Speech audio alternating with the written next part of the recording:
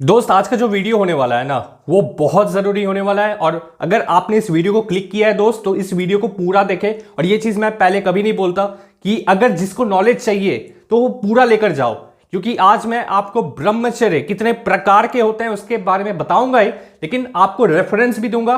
किताबों के आधार पर क्या चीजें करनी होती हैं उसके बारे में बात करेंगे। दयानंद सरस्वती जी की किताब सत्यार्थ प्रकाश, इसके बारे में बात करेंगे। क्या कहा गया है ब्रह्मचर्य के बारे में यह बात करेंगे। इसके साथ साथ छांदोग्य उपनिषद, इसमें क्या कहा गया है कि कितने प्रकार के ब्रह्मचर्य होता है। तो देखो, अगर आपको नॉलेज चाहिए तो पूरी लेकर जाओ, वरना दोस्त आप इस वीडियो को यहीं बंद कर सकते हो। हम फिर नेक्स्ट वीडियो में मिलेंगे जहां पर हम बात करेंगे ब्रह्मचर्य से जुड़े थोड़े से सिंपल फैक्ट्स के बारे में। और अगर आपको चाहिए मोटिवेशन तो मैं वो भी प्रोवाइड करवा दूंगा, लेकिन इस वीडियो को देख रहे हो अगर तो पूरी देखना, वरना आप इस वीडियो को यहीं बंद कर सकते हो। सीरियस और कमिटेड बंदे चाहिए जो इस वीडियो को पूरा देखें, ठीक है। सबसे पहले मैं आपको कुछ चीजें क्लियर कर देता हूं दोस्तों। सबसे पहले बात करेंगे छांदोग्य उपनिषद और सत्यार्थ प्रकाश के आधार पर कि क्या ब्रह्मचर्य के डिविजन्स हैं, किस तरह के उसमें नियम है और क्या क्या करना होता है, इसके बारे में सबसे पहले डिस्कस कर लेते हैं। दोस्तों मेनली दो तरह के ब्रह्मचर्य होते हैं जो मैंने सोर्स दिया आपको उसके आधार पर, उपकुर्वाणक ब्रह्मचर्य और दूसरा हो गया नैष्टिक ब्रह्मचर्य।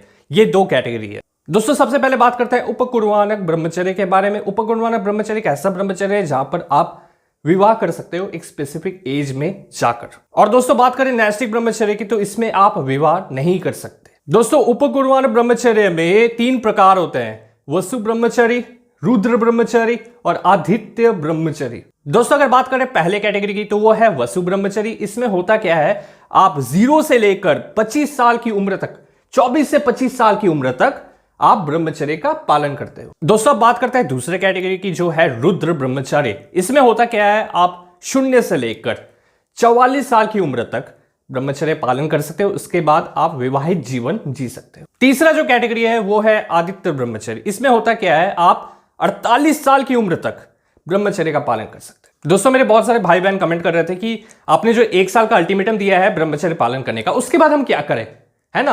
तो आपके पास इतने सारे ऑप्शंस हैं, या फिर आप अखंड ब्रह्मचर्य का पालन करो, या फिर आप ब्रह्मचर्य का पालन करो और स्पेसिफिक एज पर जाकर आप विवाहित जीवन जी सकते हो। Choice is yours. दोस्तों अब आता है बहुत जरूरी हिस्सा इस वीडियो का। वैदिक कल्चर के आधार पर हम बात करेंगे। 4 आश्रम्स होते हैं, यानी कि 4 ऐसे स्टेजेस होते हैं ब्रह्मचर्य के, जिसके बारे में अब हम डिटेल में बात करेंगे। दोस्तों अगर बात करें पहले कैटेगरी की तो वह है ब्रह्मचर्य 25 साल की उम्र तक। हाँ आपने बिल्कुल सही गेस किया। इसमें एक इंसान को गुरु के घर जाना होता है, वहां पर शिक्षा लेनी होती है regarding science, philosophy and lots more. इसके साथ साथ आपको सबसे जरूरी जो बात याद रखनी है कि आपको अपनी ड्यूटी निभानी होती है वहां पर, तभी आपको उसका फल मिलता है। That's right. आपको वहां पर अगर खाना चाहिए, आपको वहां पर शिक्षा चाहिए, तो आपको बदले में भी वहां पर जो चीजें करवाई जाती है वो करना होगा, है ना। तो वहां पर एक डिसिप्लिन ऑटोमेटिकली बिल्डअप हो जाता है। तो जो भी मेरे भाई कभी गुरुकुल गए हो वो कमेंट करके बताना कि वहां पर क्या क्या होता है। आप में से बहुत सारे लोग गए भी होंगे और हो सकता है जो लोग नहीं गए हैं कोई बात नहीं, लेकिन मैं आपको इन शॉर्ट बता देता हूं कि जो इंसान गुरुकुल में है उसके मुंह से आप ये कभी नहीं सुनोगे यार बहुत ज्यादा डिप्रेशन है, पता है उसको इतने लाइक्स आए, उसको इतने कमेंट्स आए, कभी नहीं बोलेगा। लेकिन यही चीज आप एक सोशल मीडिया इन्फ्लुएंसर के मुंह से अगर सुनो तो आपको नॉर्मल लगेगा, लेकिन इन लोगों के लिए ये चीज बहुत अनकॉमन है। आप सुनोगे ही नहीं इन लोगों के मुंह से, क्योंकि इनका जो लाइफ है वो बहुत ज्यादा नेचुरल हो जाता है। दोस्तों अगर बात करें दूसरे कैटेगरी की तो वो है गृहस्थ, यानी कि 25 साल की उम्र से 48 साल की उम्र तक। और इसकी सबसे बड़ी बात यह है कि सोशियोलॉजिकल कंटेक्स्ट से अगर देखा जाए ये चीज, उस पर्सपेक्टिव से अगर आप इसको देखो तो ये सबसे ज्यादा जरूरी हो जाता है, क्योंकि इस स्टेट में सबसे ज्यादा एनर्जी तो होती ही है, लेकिन सबसे ज्यादा क्या होती है, जिम्मेदारी। अब इसमें होता क्या है, आपके अगर बच्चे हैं तो आपको उनको भी संभालना पड़ता है, ठीक है। इसके साथ साथ खुद की जो वाइफ है उनको भी संभालना पड़ता है ना। तो इसके साथ साथ आपको ब्रह्मचर्य का भी पालन करना होता है, राइट।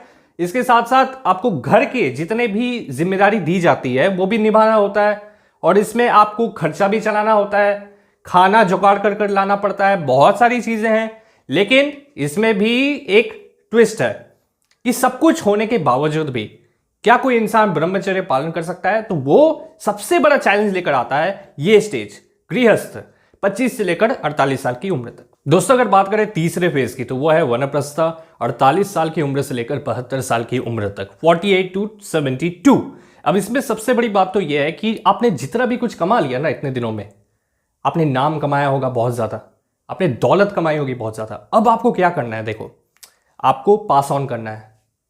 जो आपका सक्सेसर है ना, जो आपका नेक्स्ट जनरेशन है, उनको सब कुछ आपको दे देना है। अब ये एक ट्रांजिशन फेज होता है जहां पर आपको ये सारी चीजें बहुत ज्यादा छोटी लगने लगती है और आप क्या करते हो, खुद को एक नेक्स्ट फेज के लिए तैयार करते हो, जो है मोक्ष यानी कि स्पिरिचुअल लिबरेशन। दोस्तों अगर बात करें फेज नंबर 4 की, तो वो है संन्यास। दैट्स राइट, 72 साल के बाद यानी कि 72 अगर आप क्रॉस कर जाते हो तो उसके बाद शुरू होता है आपका संन्यास। इसमें सबसे बड़ी बात तो ये है कि मैटेरियल डिजायर खत्म, जो मैंने पिछले आपको फेज में बताया था, उससे भी एक लेवल आप आगे निकल जाते हो, जहां पर मैटेरियल डिजायर और आपको जितने भी पैसे, ये सारी चीजें एकदम मीनिंगलेस लगती हैं, क्योंकि आपको समझ आ जाता है दुनिया के जितने भी बड़े बड़े धन दौलत जितने लोगों ने देखे हैं मायने नहीं रखता, क्योंकि आपको एक चीज समझ आती है कि टाइम आ गया है भैया, अब टाइम आ गया है, अब ये सारी चीजें अब मायने नहीं रखती, क्योंकि अब जितना भी टाइम हमें बिताना है यहाँ पर वो एकदम एग्जैक्ट होना चाहिए कि हमें अब करना क्या है, क्योंकि टाइम नहीं है ना अब। तो इसमें होता क्या है, देखो समझ लो, एक चीज तो याद रखो कि आपने अगर ब्रह्मचर्य निभाया है इतने दिनों तक, तो ये चीज मुश्किल नहीं होगी, उसके लिए मुश्किल हो जाएगी बहुत ज्यादा, जो कि अर्लियर 3 फेज को कभी समझा नहीं, डायरेक्ट संन्यास में चला गया। क्योंकि होता क्या है, उस फेज में आपको बहुत सारी चीजें एक साथ देखनी होती हैं, क्योंकि इसमें सबसे ज्यादा दिक्कत पता है क्या है, कि घर वालों को समझाने में बहुत ज्यादा दिक्कत होती है। क्योंकि 72 साल की उम्र में लॉजिकली सोच कर देखो कि आपने मैटेरियल डिजायर से खुद को डिटैच अगर नहीं किया तो क्या होगा। मानो या ना मानो, अगर आपके घर में कोई फैमिली मेंबर जो भी है, कभी ना कभी उसके मन में एक लालच होगी, छोटी सही लेकिन लालच तो होगी, यार ये प्रॉपर्टी अब मुझे चाहिए, ठीक है। लेकिन अगर 72 साल की उम्र में भी अगर आपके मन में ये रहा कि ये घर अभी भी मेरा है और ये मेरा ही रहेगा, ये पैसा सारा मेरा ही है और मेरा ही रहेगा, तब सोचो कितनी ज्यादा कॉन्फ्लिक्ट होगी। इसलिए यहां पर थोड़ा सा बारीकी से समझना पड़ेगा इस चीज को कि हो क्या रहा है। अगर कोई बंदा डायरेक्ट कूद जाता है, मान लो एकदम सीढ़ी है और उसके चौथे फेज या 5वें फेज या 6ठे फेज में जाकर वो छलांग मारता है, तो ऑब्वियस सी बात है दिक्कत हो जाएगी। एक और इंटरेस्टिंग आपको बात बताता हूं, जो इंसान इस फेज में है वो किसी को जज नहीं करेगा, यार वो ऐसा दिखता है, वो वैसा दिखता है, यार मैं तो जवानी के दिनों में वैसा दिखता था, इससे भी ज्यादा हैंडसम था, या इससे भी ज्यादा लंबा हट्टा कट्टा बॉडी थी मेरी, स्टाइल था मेरा, एटीट्यूड था मेरा, वो सारी चीजें नहीं रहती, ठीक है। संन्यास का मतलब यही है कि जो भी था इतने दिनों तक, ठीक है, कि कूल बनना था, एटीट्यूड, ये सारी चीजें खत्म। और ये चीज तो शुरुआत हो चुकी होती है जब आप ब्रह्मचर्य का पालन करते हो, धीरे धीरे धीरे धीरे ये चीज आपको विकसित करते चली जाती है। जिन लोगों ने पोकेमॉन देखा है मुझे बताना आप एक बात, ये एक पोकेमॉन इतना सा होता है, छोटा सा होता है, एकदम नन्हा मुन्ना सा क्यूट दिखने वाला चीज इवॉल्व करता है बार बार, 3rd फेज 4th फेज। अब इसको रिलेट कर देखो ब्रह्मचर्य के साथ, देखो कितना ज्यादा मजा आएगा। पार्ट ऑफ द इवोल्यूशन बनो, इवोल्यूशन का हम सब मिलकर हिस्सा बनेंगे, ठीक है। और ऐसा नहीं है कि 1 साल हो गया तो भाई खत्म, छुट्टी मनाने चले जाओ, नहीं, अभी बहुत कुछ करना है। ऐसे ऐसे वीडियोस आएंगे आपके लिए कि आपका मन खुश हो जाएगा, और इसी तरह अल्टीमेटम हमारा जारी रहेगा। और हाँ, कमेंट करके जरूर बताना कि कौन सा ब्रह्मचर्य आप पालन करोगे। यहां पर नो फैप की बात नहीं हो रही है भैया, ठीक है। हार्ड मोड सॉफ्ट मोड हटाओ, ये सारी चीजें ये उनके लिए सही है भाई, अपने में वो जीते हैं। हम यहां पर बात कर रहे हैं ब्रह्मचर्य की, ठीक है। नो फैप, हार्ड मोड, ये सारी चीजें अभी के लिए भूल जाओ। कमेंट कर बताओ कि आप कौन सा वाला करोगे ब्रह्मचर्य पालन, ठीक है। बड़ा ही इंटरेस्टिंग सवाल है, आई होप जवाब जरूर आएगा आप सभी से। और हाँ, अल्टीमेटम इसी तरह जारी रहेगा, और आपके लिए बिगिनर्स गाइड आ रही है बहुत जल्द, जहां पर आपको पूरे डिटेल में समझाऊंगा कि कैसे करना है स्टार्ट, कैसे करना है फिनिश, सब कुछ, ठीक है।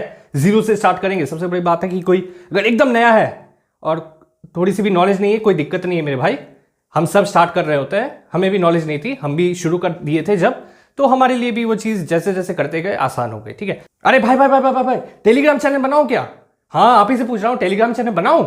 अगर आप बोलोगे ना तो भाई टेलीग्राम चैनल पक्का है। ठीक है, तो कमेंट करो अगर ज़्यादा लोगों के डिमांड आते हैं इसको लेकर कि यार बनाओ टेलीग्राम चैनल, तो पक्का बनेगा यार। ठीक है, मिलते हैं अगले वीडियो में, तब तक के लिए बाय।